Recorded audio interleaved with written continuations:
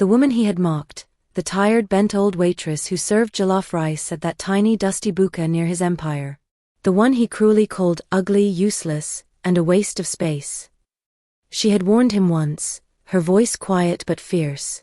Be careful how you treat those beneath you. He had laughed, mocked her with the arrogance only wealth could buy. He was too rich, too proud, too blind to listen. But now, everything was falling apart. His empire, once untouchable, was crumbling into ashes. His bank accounts frozen, unreachable. His name splattered across every scandal-hungry blog and flashing headline. Fortune Corp CEO exposed in love scandal. And Nina? The woman he loved, or thought he did. Gone. He dropped to his knees, fists pounding the cold marble floor. Please, come back. I didn't mean it. But all that answered him was the cold, mocking laughter of shadows. If you're watching right now, drop a comment below and tell me where you're watching from. I'd love to hear from you. Don't forget to subscribe and hit the notification bell, so you never miss our stories. Dayo Olawu wasn't just a CEO, he was a god in a designer suit. Everyone said he built Fortune Corp from nothing, but the truth was darker, deeper. He inherited it. From his late father, a man who had amassed billions in oil, real estate, and tech. Fortune Corp was the heartbeat of Lagos, and Dayo was its shining face. Tall, handsome, always arriving in his sleek black Benz with tinted windows. He never smiled unless cameras were watching. Never greeted anyone unless they had money or fame. To him, poor people were background noise. His dating life was a revolving door of models, slim, tall, beautiful girls who called him sir, and laughed at jokes he barely finished. Women were like wine to him, only valuable when expensive, disposable when old. It was a blistering hot Lagos afternoon.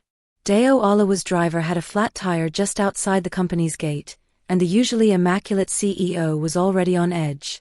His schedule was tight, his patience thinner than the soles of his designer shoes. Hungry and irritated, Dayo stormed into the closest place that could offer food fast, a tiny buka known as Mama F's. The air inside was thick with the smell of rich stews and smoky firewood. Pots bubbled, steam rose, and the chatter of hungry workers filled the cramped space. It was nothing like the gleaming restaurants and luxury lounges Dayo was used to. His nose crinkled at the unfamiliar smells, his eyes scanning the worn wooden tables and faded plastic chairs. Then, his gaze landed on the woman behind the counter. Mama F. Bent with age, her skin like cracked leather under the fluorescent light. Her hands, knotted and scarred from years of cooking, moved with practiced ease. Her tired eyes flicked up, briefly meeting his. A hush seemed to fall over the buka, as if even the flies were holding their breath. Dayo smirked, his voice dripping with contempt as he spoke loud enough for everyone to hear. Madam, don't you have any shame? This is Lagos, modern Lagos. Not some dusty village. You should be at home with your grandchildren, not scaring customers away with that face. Heads turned. People stopped eating. Even the men at the far corner paused mid-bite, eyes wide. But Mama F didn't flinch. She held his gaze steady. Dayo continued, feeding off the stunned silence. Look at you, bent like a broken stick, hands wrinkled like old yam peel. Who in their right mind would eat food served by someone who looks like they belong in a graveyard? Laughter bubbled up from some of the younger men nearby. Others shifted uncomfortably. Your place smells like yesterday's sorrow. I wouldn't touch that jollof rice with a 10-foot pole. He took a step closer, leaning over the counter as if to inspect her up close. Honestly, madam, you're the reason this buka is barely surviving. People come here for food, not to be scared off by an old hag with eyes full of bitterness. The room was deadly silent now, all eyes locked on the exchange. Mama F's lips pressed thin. Her voice was calm but firm when she finally spoke. I may be old to you, sir, but I see things your money can't buy. Dayo laughed, sharp and cruel. Then see this, your face is the only reason people don't eat here. No amount of pepper soup can fix that. He turned abruptly, tossing a dismissive glance back over his shoulder. Get out of my sight. His words stung like a slap across her weathered face, the public humiliation echoing in every corner of the tiny buka. The customers exchanged glances, some shocked, others awkwardly pretending nothing had happened. But for Mama F, the humiliation cut deep. Not just the insult. Not just the cruelty. But the coldness behind it, the way he looked through her like she was invisible. Like she was less than human. She had spent 35 years feeding hungry hands just like his. And he, with his fortune and power, had spat on her dignity as if it were dirt beneath his polished shoes. That night, long after the buka closed and the firewood burned to ash, Mama F sat alone stirring her pot. Her hands trembled slightly, not from age, but from the weight of the shame and anger inside. Mama F hadn't always been the tired, bent woman behind the counter. Once, she was the queen of Lagos nights, the kind of woman who turned heads wherever she went. Her skin was smooth and radiant, glowing under the city's bright lights like polished mahogany. Her laughter filled crowded rooms, drawing smiles and longing gazes from every corner. Men, powerful men, artists, businessmen, vied for her attention. Invitations came in by the dozens, promises whispered behind closed doors. She moved through the city like a flame, lighting up every room, her beauty as sharp as a blade.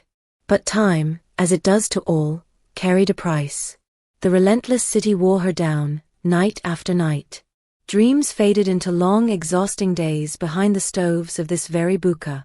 Her youthful glow replaced by wrinkles and shadows. The eyes that once sparkled with life now held a flicker of bitterness, a fierce fire forged from years of being seen and then forgotten. She watched the boys she once charmed grow into men who strode past her door in tailored suits, never stopping to say hello. She never asked for their pity or favors. But when Deo Alawu, rich, arrogant, untouchable, mocked her so publicly, it was more than insult. It was a final reminder of everything she had lost. And so, as the firewood burned low that night, Mama F whispered into the simmering pot. If pride is his crown, may it weigh heavy. If beauty is his god, may it blind him. She poured palm oil, salt, and a single strand of gray hair into the soup, an unspoken curse born from a lifetime of pain. The pot bubbled quietly, though the fire was gone. When Deo first saw Nina, it was as if the world itself held its breath. She stepped into his high-rise office like a breeze, soft, unassuming, yet impossible to ignore. The sunlight caught on her red silk dress, its folds flowing like liquid fire around her. She didn't rush. She didn't boast. She didn't try to impress. Her eyes, deep and dark like the Lagos midnight, held a quiet knowing, an ancient calm that seemed to see through the glass towers and steel suits around her. Deo watched her with the hunger of a man used to getting what he wanted, but something was different. She didn't need to speak loud or laugh at his jokes. She barely smiled. Nina wasn't just beautiful. She was untouchable. The first time she walked out without asking for anything, Deo felt something unfamiliar, curiosity. He sent flowers, the rarest orchids from South Africa, wrapped in silk ribbons and gold thread. The next day, she appeared at his office door, the orchids in hand. I don't want your flowers, she said softly, voice like velvet. But I appreciate the thought. Her refusal was polite but firm. She accepted nothing else. No invitations to yacht parties shimmering with ministers and moguls. No luxury dinners where Deo's name sparkled on every lip. Yet strangely, she always arrived where he least expected, at conferences, art galleries, charity events. Never by invitation. Always like a shadow slipping silently through the crowd.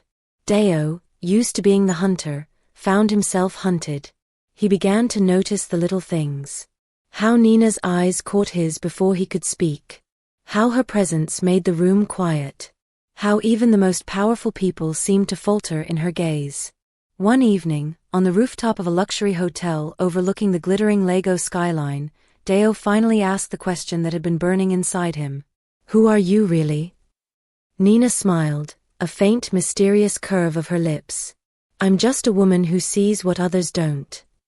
That night, under a sky swirling with stars, they talked, laughed, and Deo kissed her. But Nina never revealed more. No stories from her past. No secrets shared. Just quiet strength. And a subtle, unyielding pull. Slowly, Deo's world shifted. The sharp edges of his pride softened whenever she was near. She didn't ask for his money. She didn't crave his power. But she took something far more precious, his attention. And with it, his heart. He asked her to move in with him and she said yes. After Nina moved into Deo's penthouse, the world around him began to change, but not in the way he expected. At first, it was subtle.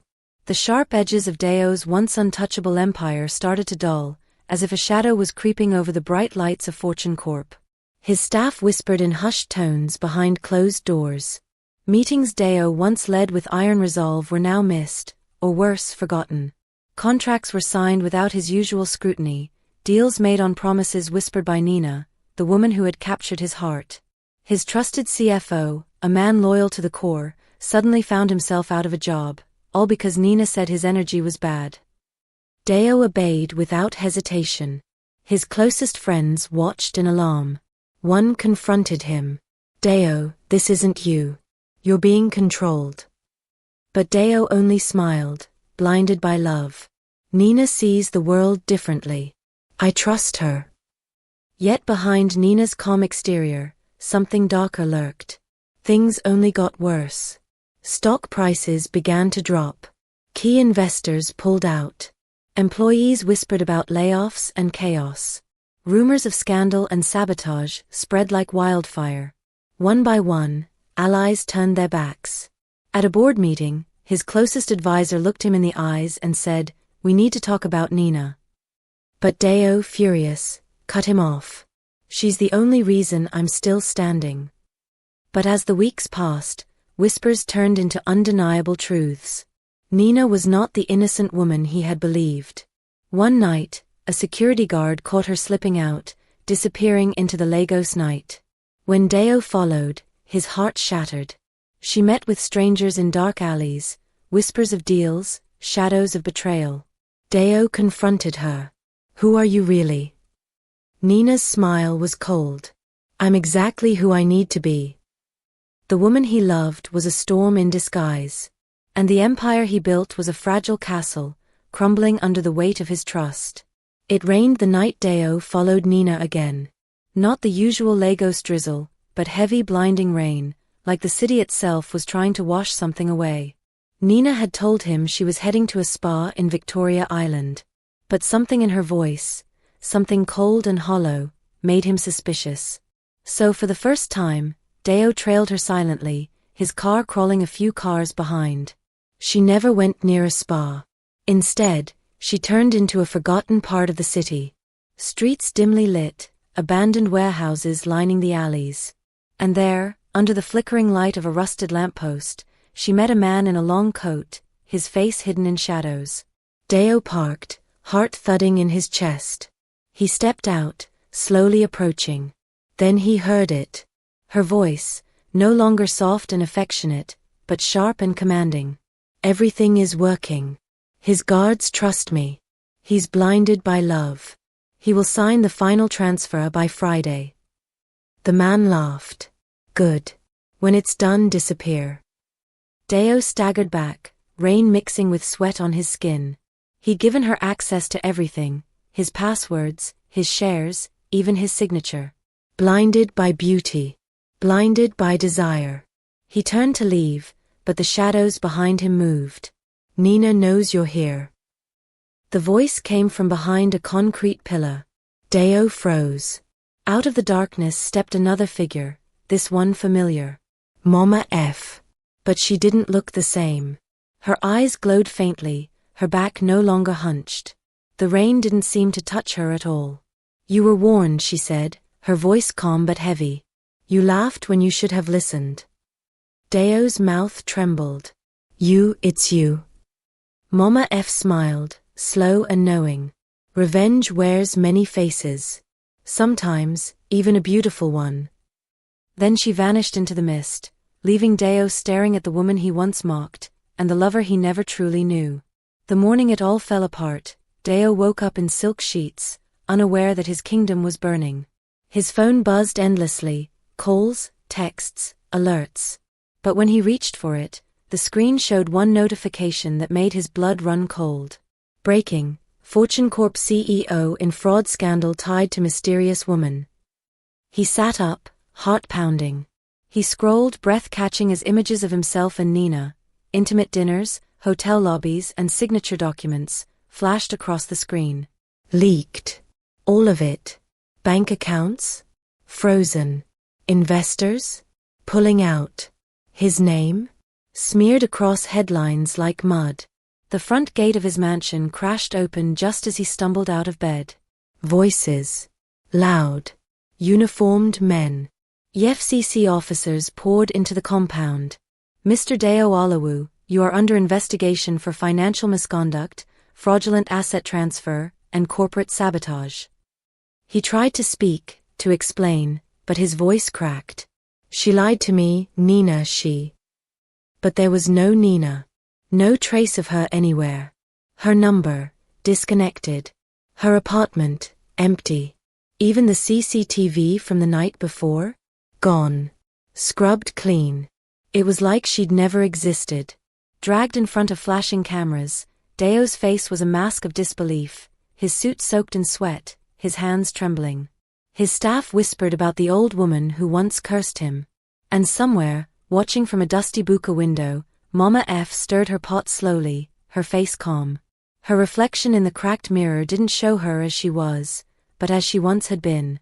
Young. Radiant. Smiling. The city had forgotten her. But she had remembered everything. And she had chosen the perfect face to haunt the one who dared to mock her. Deo was out on bail, but the city no longer welcomed him. His mansion stood cold. Empty. The once bustling compound had turned into a graveyard of silence. No staff. No security. Just shadows. He barely slept. At night, he heard whispers in the walls. Soft, mocking laughter. And sometimes, a voice he recognized. Nina. He'd rushed down the marble stairs, searching. Nothing. One night, he stared into the mirror above his bathroom sink. And there she was. Behind him. Smiling. But when he turned, she was gone. His hands trembled. His face gaunt. His once pristine kaftans hung loosely from his shoulders. He had gone to the buka where it all began, looking for the old woman. Gone. He visited the spa she claimed to frequent. Closed. Every trace of her? Vanished. He hired private investigators. They found no birth record, no ID, not even a footprint of Nina. It was as if he had fallen in love with a ghost. And then the dreams started. In one, he was standing in a sea of fire, his company logos melting, his money burning. In the middle stood Mama F, young, beautiful, untouched by the flames. You called me ugly, she whispered. Now, I'm the last beauty you'll ever see. He screamed himself awake, only to find a note on his pillow. You should have listened. He ran to his safe. Empty. He called his lawyer. Dead tone. He called his mother. She didn't answer. The world around Deo was shrinking, like a noose slowly tightening. And every time he looked in the mirror, he wasn't alone anymore. Deo no longer recognized the man in the mirror. His once broad shoulders had slouched under the weight of shame. His mansion had become a prison of echoes. And the only voice that answered him now was hers. Nina. Mama F. The woman he'd called ugly. Worthless. Forgotten. He started seeing her everywhere, in reflections, TV screens, even puddles on the street. Smiling. Watching. He tried to run. He booked a flight. One last shot at escaping Lagos, escaping the curse. But at the airport, they stopped him. His passport? Blacklisted. His name? Marked for arrest. He laughed. Then cried. Then screamed at no one. Why are you doing this to me? That night, he returned home, defeated. The power was out. The house was cold. And at the center of his living room, she was waiting. Dressed in white. Ageless. Beautiful. Her voice was soft, but it cracked like thunder. I warned you, Deo. The ones you mock often become the ones you answer to. He fell to his knees. Please, forgive me. She bent down, touched his cheek, and smiled. You were never in love with me. You were in love with what you thought you could conquer. He reached for her hand, but it passed through him like smoke. She vanished, and in her place stood the old woman again, wrinkled, eyes like burning coal, wearing that buka apron stained with jollof. Then she was gone too. Forever. The next morning, police found Deo curled in a corner, whispering to himself. His eyes stared at nothing. His empire? Gone. His mind? Shattered. The mighty had fallen. All because he couldn't see the worth in someone the world had written off. If you watched this story till the end, comment "Pride has a price." Don't forget to like, share, and subscribe for more terrifying true tales, because in the world of African folk tales, nothing is ever what it seems.